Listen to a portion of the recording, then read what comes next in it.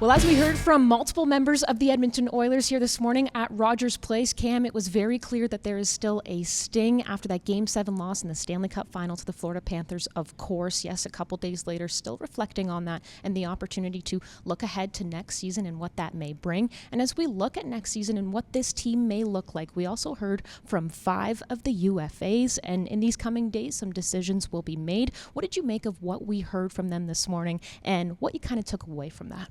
Well, and specifically with the players that talked that are UFAs, that first of all is how much they enjoyed the experience in Edmonton, how much they enjoyed the playoff run. Yes, it hurts to be a goal away from going to overtime in Game 7. Completely understandable. That's going to hurt for a little while.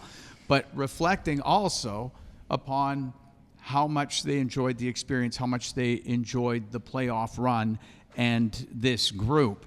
And the one thing that pretty much every one of them touched on when asked about the importance of pay versus playing with a team that is, legitimate contender, of which the Edmonton Oilers are, all of them seemed to lean towards it was very important to be on a contending team and have a shot at a Stanley Cup. How that affects things moving forward as far as negotiations go with players, well, we will see.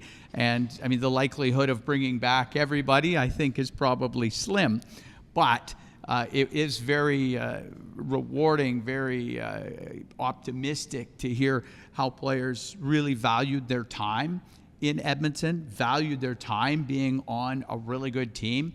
And I think as far as, getting players signed here in the future, whether that be players that have played here as UFAs or other free agents, I think that bodes well.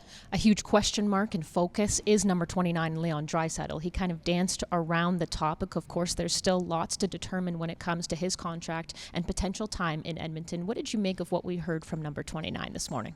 Well, I think he was in a situation where it's really difficult to answer that question this soon after the season ends. He's got another year left on his deal, but within a few days, he'll be able to negotiate an extension with the Oilers if both parties are able to find that happy zone as far as money and term.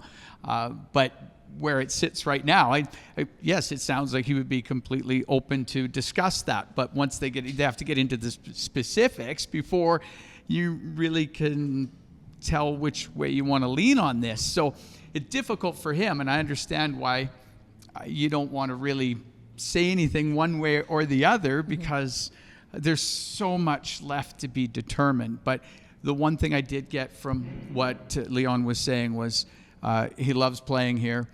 He loves being a teammate with Connor McDavid and the rest of the Edmonton Oilers. So as far as that goes, I would think that he'd be very open to discussions. Yeah, it's very obvious that all of Oil Country will be keeping a close eye on that situation. But we speak of Oil Country, and let's reflect a moment of how they showed up and what we saw in this community and across the nation as well. Ryan Nugent-Hopkins said this playoff run was the most fun I've ever had playing hockey. Zach Hyman quickly agreeing with that.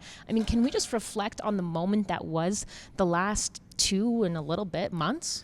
Yeah, it was great. It was crazy. You could tell the players, even today, with that disappointment of not reaching the ultimate goal, but also the enjoyment that they had of getting to that point and the Western Conference championship and how crazy it was at Rogers Place, the Game 6 of the Stanley Cup final and what that was all about. You could tell all of that registered with the players. Adam Henrique talked about how respectful fans were, but how engaged they were too. And a lot of the players commented about that. I saw a pickup truck completely dressed up in tinfoil to be like a Stanley Cup. Like, you're in a hockey market when you see that. And downtown was incredible. It was so much fun.